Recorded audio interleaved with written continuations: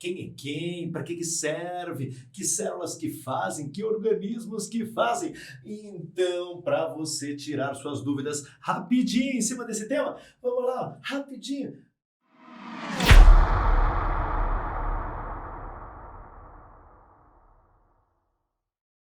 Olá, moçada! Tudo jóia? Professor Bugs aí com vocês para trocar uma ideia rapidinha sobre fotossíntese e respiração. Quem é quem? Para que serve? Que células que fazem? Que organismos que fazem? Então, para você tirar suas dúvidas rapidinho em cima desse tema, vamos lá, rapidinho, prega lá.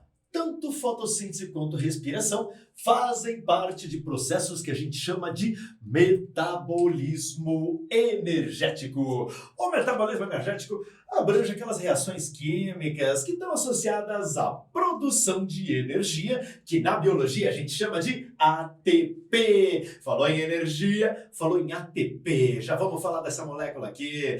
E o metabolismo energético também trabalha com a produção do alimento, que vai servir como base química para a produção da energia, para a produção do ATP. Sempre que a gente fala de energia nas células, você pensa em algo tipo calor. Calor para fazer reações químicas. Por exemplo, no nosso corpo, as reações químicas acontecem a 36 graus. Então a gente precisa ficar produzindo esse calor, produzindo essa energia constantemente para que as nossas reações químicas continuem acontecendo. Mas para isso a gente precisa disso, a comida! Exatamente, a gente precisa de alimento. Então é isso que a gente vai discutir. A respiração celular, que envolve a produção de energia, e a fotossíntese, que envolve aí a produção de alimento. Perfeito? Então, metabolismo energético para você em cima do tema. Vamos dar uma olhada aqui, ó. A gente vai trocar uma ideia em cima de células eucariontes, que são os modelos que a gente conhece aí como a célula eucarionte animal e a célula eucarionte vegetal. Ó, sinceridade, eu não gosto muito de ficar dizendo que essa é uma célula animal e essa é uma célula vegetal. Mas é assim que os caras cobram de você nas provas, ó. Então, célula animal, entre aspas, e célula vegetal, entre aspas. Eu acho que ficava mais legal falar, sabe como? Falar assim, ó, a célula eucarionte heterótrofa, aquela que não produz o próprio alimento, e o modelo eucarionte autótrofo, aquele que consegue produzir o próprio alimento através da fotossíntese. Aqui, ó, a gente tem o reino protista, os protozoários, as algas protistas, né? O reino protista, ele tem uma parte dele que é heterótrofo, que são os protozoários. Então, entraria no modelo animal. E o reino protista tem uma parte dele, que são as algas, que entraria no modelo eucarionte vegetal. Entende? Então, o vegetal e as algas estão nesse modelo. E aqui a gente coloca todos os eucariontes heterótrofos. Então, o reino protista, o reino fungi e o reino animalia. Maravilha? Mas nas questões de prova vai aparecer modelo animal e modelo vegetal. Ó, vamos pensar assim. Tanto o modelo animal quanto o modelo vegetal vão precisar de energia para fazer as suas reações químicas. Sim, as células vegetais precisam de energia, as células animais precisam de energia. Então, elas vão conseguir a energia que precisam a partir de uma organelazinha básica chamada de mitocôndria. Tá vendo estas bonitinhas que eu marquei aqui para você? Ó? A gente também encontra elas no modelo vegetal. Olha aí, ó, estas são as famosas mitocôndrias. As mitocôndrias são as organelas associadas à respiração celular, à produção da energia. Então marca elas ali, ó. Tem mitocôndria na célula modelo vegetal, tem mitocôndria nas células modelo animais. Então, todo eucarionte tem mitocôndria. Perfeito? Todo eucarionte tem mitocôndria, seja ele modelo animal, seja ele padrãozinho vegetal. Todo eucarionte tem mitocôndria. Agora, no modelo vegetal, além das mitocôndrias, eu encontro o cloroplasto.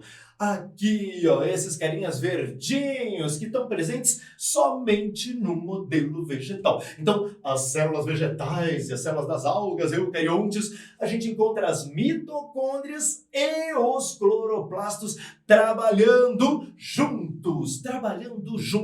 E isso a gente vai entender porque é muito comum de ser cobrado de você em questõezinhas de prova. Tranquilo? Então, o modelo animal tem só mitocôndria. O modelo vegetal tem mitocôndrias e cloroplastos. As mitocôndrias e os cloroplastos trabalhando juntinhos. Então, ó, vamos trabalhar assim, ó. Falou da mitocôndria, você está falando de respiração celular. A mesma ideia de produzir o ATP, produção de energia. Para isso, a gente vai precisar de oxigênio, a gente vai precisar de glicose e vai acabar liberando água, gás carbônico como resíduos e a energia, que é o que a célula precisa, o tal do ATP, ó. Esse aqui é o ATP. Para quem nunca tinha visto um ATP antes, ATP, pessoal que está assistindo, ATP. Essa aqui, né, a visão da galera da química, e esta aqui é a visão da galera da biologia, um pouco mais simplificado, né? Olha lá, ó, esse aqui é o tal do ATP. Esse grupinho aqui a gente chama de adenosina. E esses caras verdinhos grudados não são ervilhas do Mendel, mas são os fosfatos. Quando a célula precisa de calor, precisa de energia para fazer as reações químicas, a célula, quebra a ligaçãozinha com esse último fosfatinho aqui. Quebrei essa ligação, eu estou liberando energia, eu estou liberando calor. Para fazer reações químicas eu preciso de calor. Algumas precisam, outras não. Outras reações liberam energia. Aqui estamos falando daquelas que precisam de energia. Então, quem é a máquina de produzir ATP nas células? Esta moça linda aqui chamada mitocôndria. As mitocôndrias são as verdadeiras máquinas de produção de energia das células. Não que a célula não consiga produzir energia sem a mitocôndria. A célula consegue. Só que daí ela não precisa nem do oxigênio. A gente chama isso de fermentação. Quando a célula produz energia sem usar o oxigênio, a gente diz que ela está fermentando. Só que tem uma diferença grande. Qual diferença? Com oxigênio, a célula consegue 38 moléculas de ATP. Sem o oxigênio, cai para 2. Então, com oxigênio, eu consigo muito mais energia? Sim, porque eu vou utilizar a mitocôndria. A mitocôndria trabalha nas células com o oxigênio, produzindo muita energia. Então, ela é a verdadeira máquina de produzir energia. Só que ela precisa de oxigênio. Ela precisa de oxigênio. E ela também precisa de comida. Então, o que a gente vai ver? Vamos ver quem é o oposto da mitocôndria, que é o cloroplasto. Os cloroplastos fazem a fotossíntese, que dá para dizer que é o inverso da respiração celular. Na fotossíntese, o cloroplasto vai estar pegando a água, o gás carbônico e vai estar produzindo, ó, oxigênio e glicose. Então, a partir da água e do gás carbônico, ele consegue produzir oxigênio e glicose. Essa é a ideia da fotossíntese, mas precisa de luz e uma molécula muito mágica chamada clorofila. A clorofila é o pigmento verde dos vegetais. Este pigmento esverdeado que existe nos vegetais é a famosa molécula de clorofila. Ela consegue captar a energia da luz para produzir o oxigênio e a glicose. Perfeito? Então, ó, a mitocôndria produz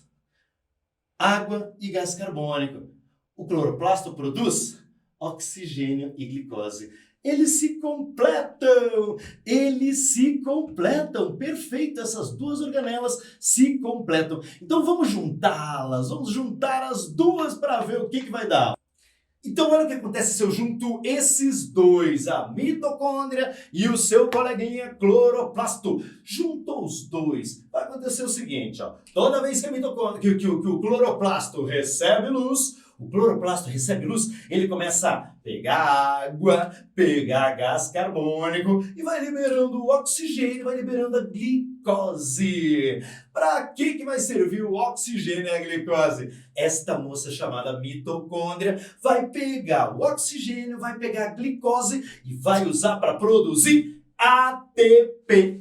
ATP. Lembra? A energia da célula. E ao mesmo tempo, a mitocôndria produzindo ATP, a mitocôndria acaba liberando água e gás carbônico. A água e o gás carbônico vão ser utilizados pelo cloroplasto para produzir oxigênio e glicose, que vão ser utilizados pela mitocôndria para produzir ATP. Entendeu? Então a mitocôndria precisa do que o cloroplasto produz.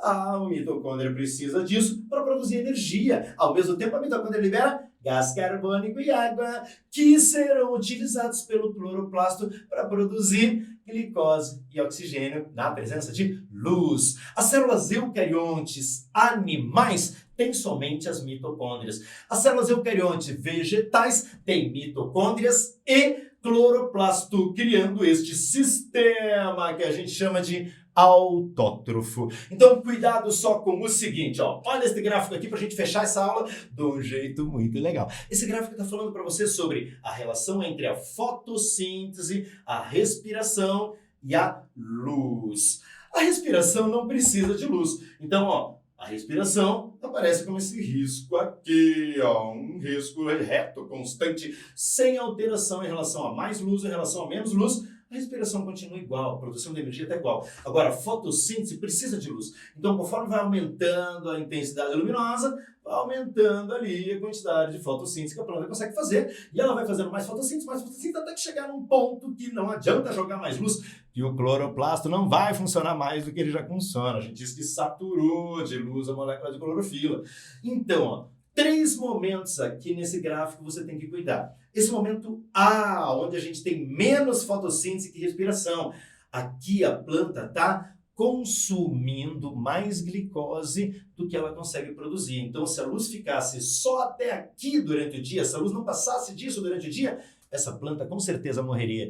Agora tem um segundo momento, que é o momento B aqui, o momento B, aonde a intensidade luminosa permite que a fotossíntese e a respiração se encontrem. Tudo que está sendo produzido de glicose está sendo consumido na respiração. Então, esse é o ponto de compensação fótico, onde a fotossíntese e a respiração se equilibram. Se a luz chegasse só até aqui, a planta não conseguiria produzir reserva de amido. Para produzir o amido para de noite, a planta precisa de mais fotossíntese ainda. Então, ó, a partir do ponto B para frente, a partir do ponto de compensação, a intensidade luminosa vai permitir que comece a sobrar glicose. Primeiro, sobrar glicose para fazer amido, que é a reserva de glicose da planta. Segundo, sobrar glicose para fazer celulose, que é o que permite que a planta consiga crescer, fazer folha e assim por diante. Perfeito? Então, esse gráfico resume a relação entre as mitocôndrias e os cloroplastos. Muito tranquilo de entender, moçada? Sinceridade é uma questãozinha garantida aí para você que acompanha a gente aí pelo nosso Federal Online. Então, ó, tem dúvida? Entre em contato com a gente aí, a gente tem uma equipe maravilhosa, louca para fazer você passar no vestibular. Maravilha! Um beijo do Bugs. Tchau, tchau, moçada! Até a próxima!